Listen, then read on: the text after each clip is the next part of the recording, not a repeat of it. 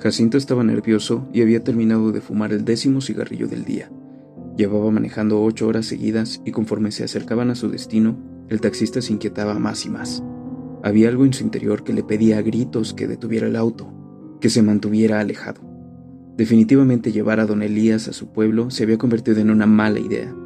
Desde que empezaron a subir por la sierra de Guanajuato, había algo que contaminaba la mente de Jacinto, provocándole un temor aparentemente sin fundamento, pero tan hostigante como el presentimiento de que algo malo estaba a punto de suceder. «Ya mero llegamos, don Elías», anunció Jacinto con voz tímida, para despertar a su extraño copiloto, quien inhaló con pesar y se retiró el sombrero que tenía en la cara para colocarlo en su cabeza. Jacinto también era originario de aquel pueblo y le había resultado de lo más extraño el hecho de que don Elías le hubiera pedido llevarlo allá. El taxista le había estado dando vueltas al asunto durante todo el viaje y había decidido creer en que no se trataba más que de una coincidencia. Pensaba que, si éramos capaces de conocer a gente tan importante y peculiar en un mundo lleno de millones de personas, no era del todo extraño que un sujeto de edad avanzada y baja estatura se acercara a él en una cantina de la ciudad solo para pedirle que lo llevara a la sierra de Guanajuato. Después de todo, ese era su trabajo. No obstante, no dejaba de ser sospechoso que don Elías le hubiera ofrecido tal cantidad de dinero para el servicio. Jacinto se consolaba a sí mismo argumentando que ninguna persona podía haberse negado a la petición debido a la paga tan generosa. Y su trabajo no era preguntar de dónde venía el dinero, su trabajo era hacer viajes particulares de larga escala. El viejo Zuru empezó a protestar cuando la pendiente del camino se volvió más pronunciada. Las estaciones de radio habían dejado de sintonizarse desde algunos kilómetros atrás y Jacinto por fin podía vislumbrar el desolado pueblo que poco a poco se dejaba ver entre la niebla que le rodeaba. «Déjame en la taberna, tengo unas cosas que hacer. Te veo mañana a las 10 ahí mismo, la posada está en el final del camino. Si quieres puedes preguntar por ella, es la única que hay», dijo don Elías preparándose para descender del destartalado auto. «Sale pues, no vayas a plantar, mencionó Jacinto, intentando sonar divertido. «No, hombre, es la otra mitad de lo que te había dicho para que veas que no es mentira. Nomás no vayas a ser tú el que me bote», respondió don Elías, esbozando una sucia sonrisa debajo del bigote. Aunque la cantidad de dinero que su cliente estaba pagando era indudablemente seductora, la verdad era que el factor determinante para aceptar aquel viaje era que don Elías presumía haber conocido al padre de Jacinto. Eso había intrigado por completo al taxista, que se obligaba a creer en coincidencias.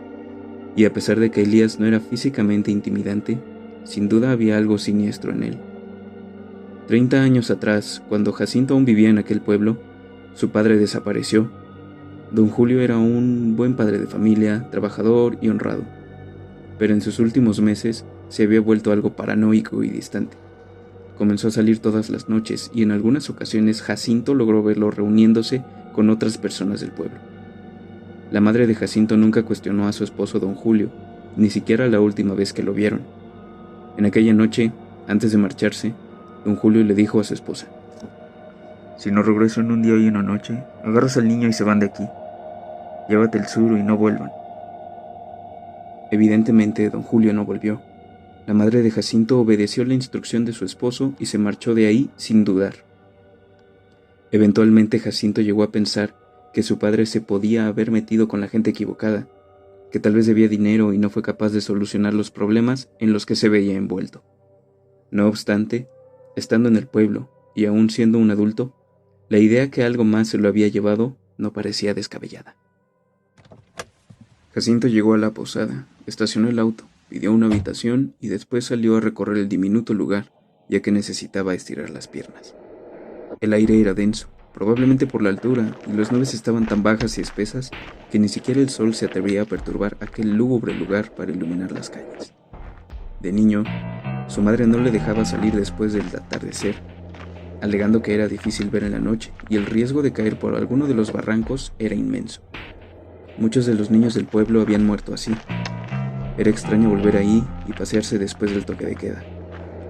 El hombre pensó que sería buena idea visitar el cementerio. Tal vez encontraría la lápida de su padre y averiguaría un poco más de su misteriosa desaparición. Al caminar por el corredor principal del pueblo, el taxista se percató de las miradas que le acosaban desde las casas alrededor. A través de las ventanas y el interior de los hogares, siniestras siluetas se dejaban ver. El taxista continuó con su camino al cementerio que se encontraba a las orillas del pueblo, justo a un lado de la zona boscosa de la montaña. Una vez que llegó, se sorprendió al percatarse de lo vacío en cuanto a tumbas y lápidas se refiere al pensar en un cementerio tan antiguo, probablemente porque la mayoría de muertes eran provocadas por las caídas en los barrancos, y era difícil recuperar los cuerpos. Sin embargo, a pesar de la predisposición del hombre, no era el cementerio lo que le inquietaba, sino el bosque, el cual se encontraba justo detrás del místico lugar, y que parecía resguardar incluso más secretos e historias que cualquier otra ubicación en el pueblo. Jacinto dedicó una profunda mirada al interior del bosque, esperando que algo saliera de ahí, pero no pasó nada.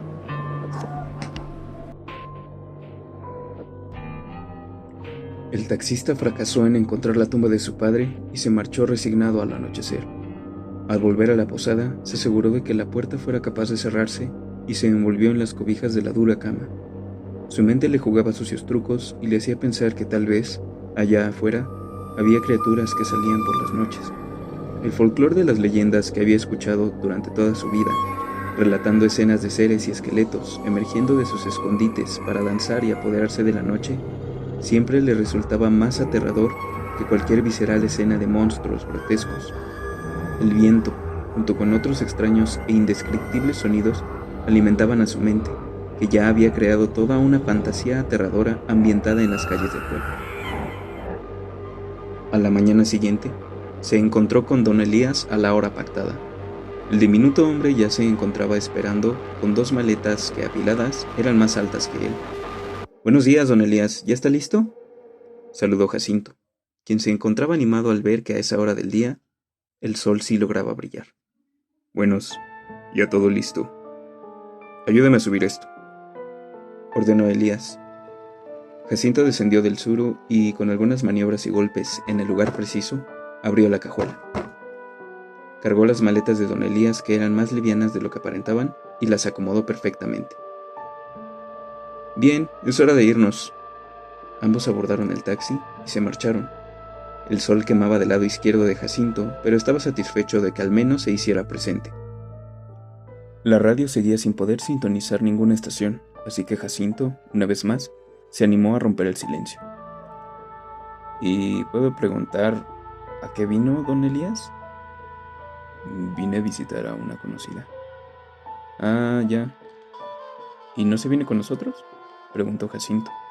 Elías se mostró claramente incómodo ante la pregunta y el taxista decidió cambiar el tema. «¿De dónde conoció a mi jefe, don Elías?». «Éramos amigos. Luego nos íbamos al monte por leña o a cazar uno que otro animal». El padre de Jacinto nunca había hablado de don Elías, pero para ser honestos, el padre de Jacinto en realidad nunca había hablado de mucho. «Nunca me habló de usted». «Mijo, tu papá tal vez era un hombre diferente al que creíste conocer.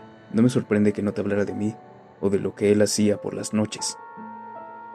Jacinto quedó perplejo ante el comentario de Elías. Aquel hombrecillo sabía más de lo que el taxista pudo haber imaginado. «Pues entonces cuénteme, Elías. Mi papá sí era muy reservado, pero si usted sabe algo de él, me gustaría que me lo dijera», pronunció Jacinto, claramente molesto. «No me corresponde a mí contarte lo que tu papá en vida quiso ocultar». Era irritante que tuviera la razón. El viaje continuó en silencio por unas cuantas horas, antes de que Jacinto se diera cuenta que algo raro sucedía. Habían partido a las 10 a.m. del pueblo. El reloj marcaba el mediodía. No obstante, no parecían haberse alejado del lugar. El taxista se sentía incómodo de darse cuenta que habían pasado la misma curva al menos unas 4 veces. Era imposible que se hubiera perdido, pues solo había un camino sin desviaciones que conecta el pueblo con el resto del mundo. Y, por si fuera poco, el día parecía avanzar con una irreal velocidad. Jacinto observaba que las sombras de los letreros, las montañas y algunos árboles se transformaban de una manera inquietante, pues el sol comenzó a surcar el cielo tan deprisa que el ciclo del día parecía ir en cámara rápida. Jacinto no daba crédito a lo que miraban sus ojos, y su copiloto no parecía percatarse del suceso, o simplemente lo ignoraba, con aquel silencio que le había caracterizado durante la mayoría del viaje. La esperanza y cordura regresó por un momento al taxista, quien suspiró aliviado al darse cuenta que por fin el camino no parecía repetirse. Habían abandonado las pendientes y las curvas para incorporarse a una carretera ancha y desolada, pero recta y sin mayor peligro que algún animal que pudiera atravesarse de repente. ¿Soy yo o atardeció demasiado pronto?, preguntó Jacinto, intentando retomar la plática y esperando que su extraño copiloto pudiera confirmar o negar la posibilidad de que se estaba volviendo loco. El día tiene la hora que tiene que tener. A lo mejor nos tardamos más en bajar de lo que crees, respondió Elías, sin desviar la mirada del camino. No sé, don Elías, nos fuimos bien temprano y ahora hasta parece que ya va a anochecer. ¿Y? ¿Te da miedo la noche? No, para nada, pero prefiero manejar de día para mirar el paisaje. Tal vez está anocheciendo precisamente para que no podamos ver lo que hay más allá. A lo mejor es un plan de la naturaleza, ¿sabes? No estamos muy bien diseñados para ver en la oscuridad y creo que eso nos protege de volvernos locos. Si no vemos en la oscuridad es por algo, dijo don Elías, señalando los alrededores y escupiendo una risilla burlona. Pero tenemos lámparas, luces, nos adaptamos, argumentó Jacinto. Sí, pero te digo que no se supone que lo hagamos. Si Dios hubiera querido que viéramos en la oscuridad, veríamos en la oscuridad. Pero las sombras no sirven solo para albergar las cosas que desconocemos, sino que nos protegen como un filtro de mirar criaturas y seres tan extraños que nos provoquen querer arrancarnos los ojos y volver a la seguridad de las tinieblas. Para Jacinto, eso era un pensamiento tan interesante que le había provocado un escalofrío. ¿Y la luna? No se supone que salgas cuando hay luna llena. ¿Quién dice? A mí de hecho me gusta mucho cuando... Un sonido proveniente de la cajuela interrumpió la conversación. Tal vez se habrá deslizado la llanta de repuesto, pensó Jacinto, ignorando el suceso. Como le decía, a mí me gusta la luna porque, una vez más, un par de golpes secos provenientes de la cajuela se hicieron presentes. Jacinto apretó firmemente el volante y antes de que siquiera pudiera pensar en alguna excusa que justificara aquel sonido, antes de que pudiera olvidarse del asunto, el golpe se repitió. No era la llanta de repuesto deslizándose, ni la llave de cruz, ni el gato. Era el sonido de algo que quería salir. ¿Qué chingados traes en la maleta, cabrón?, gritó Jacinto. Es mi vieja conocida, respondió Elías, mirando firmemente al frente. El taxista se sentía aterrado. El imbécil debía ser alguna clase de psicópata o algo. No, yo no quiero tener nada que ver, balbuceó Jacinto al borde del llanto. Jacinto había comenzado a pisar más a fondo el acelerador, inconscientemente tratando de escapar de lo que había guardado en la cajuela. Irónicamente, cuando el golpeteo cesó, el taxista anhelaba que regresara. Al menos el golpe, ese sonido, le indicaba que lo que sea que estuviera ahí dentro seguía encerrado. Pero el silencio solo podía significar 3 cosas. 1, que se había cansado. 2, que había muerto.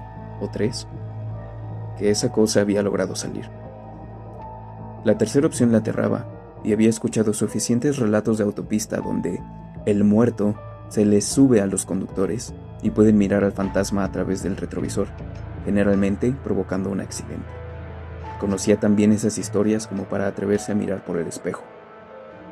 Sin embargo, el taxista sí echó un vistazo al anciano que estaba a un lado suyo, quien para su sorpresa lo estaba mirando fijamente con cuencas vacías. En ese rostro no había ojos, y en su lugar solo había un par de hoyos negros. Jacinto perdió un poco el control del auto, pero enseguida lo recobró y fijó su mirada en el camino. El terror continuaba, pues a un lado de la carretera vio a una mujer con un largo vestido colorido y cabello corto, y, aunque el suru la rebasaba con alta velocidad, tan solo metros adelante la volvía a encontrar. Una y otra vez, Jacinto la miraba parada a un lado del camino, como un bucle de autoestopistas siniestros. La radio por fin comenzó a sintonizarse y empezó a hablar. Nico, Si no regreso en un día y una noche, agarras al niño y se van de aquí. Llévate el suero y no vuelvan. Esa voz era la voz de don Julio, su padre. Era la voz de la última vez que lo vieron con vida. Hay que ir por esa vieja. Una pequeña turba de gente se hacía escuchar. No sé. Nos va a maldecir, Julio. Elías, esa pinche bruja se llevó a tu hijo. ¿Vamos a seguir diciéndole a la gente que se caen por los barrancos? ¿Que por eso no encontramos los cuerpos? Es la pinche bruja, Elías, y tenemos que matarla. Yo no quería, lloriqueaba Elías. Perdóname, Jacinto, pero ella me obligó. Ella me tiene. El sonido de una pelea se hizo presente en la radio. Gritos de terror, golpes y algunos otros ruidos que escapaban de la comprensión humana se hicieron presentes. Carne siendo triturada, gemidos de agonía y voces ahogadas se hacían escuchar a través de la radio. El sonido se prolongó, demostrando la resolución del conflicto. Tu papá logró cortarle la cabeza, y yo no alcancé a enterrarla porque me agarró. Me agarró por 30 años, y nadie puede sacarla a menos que haya nacido en el pueblo, pero yo ya me morí, dijo. Perdóname. Había tristeza en la voz de Elías, arrepentimiento. Solo tú la podías sacar de ahí, mijo, porque ella me agarró desde aquella vez, y no puedo descansar. Te tuve que traer, porque ahí donde nos tiene, está bien feo. Es horrible. Ahí están los que te miran del otro lado sin darte cuenta. Del otro lado de las sombras. Jacinto se quedó inmóvil y eventualmente perdió el control del auto, volteándose. El accidente fue aparatoso y el taxista quedó tendido 3 metros lejos del suro. Lo último que vio fue un cadáver andando, sacando las maletas del auto y armando un esqueleto como si fuera un muñeco de nieve. Era la bruja que había logrado salir del pueblo.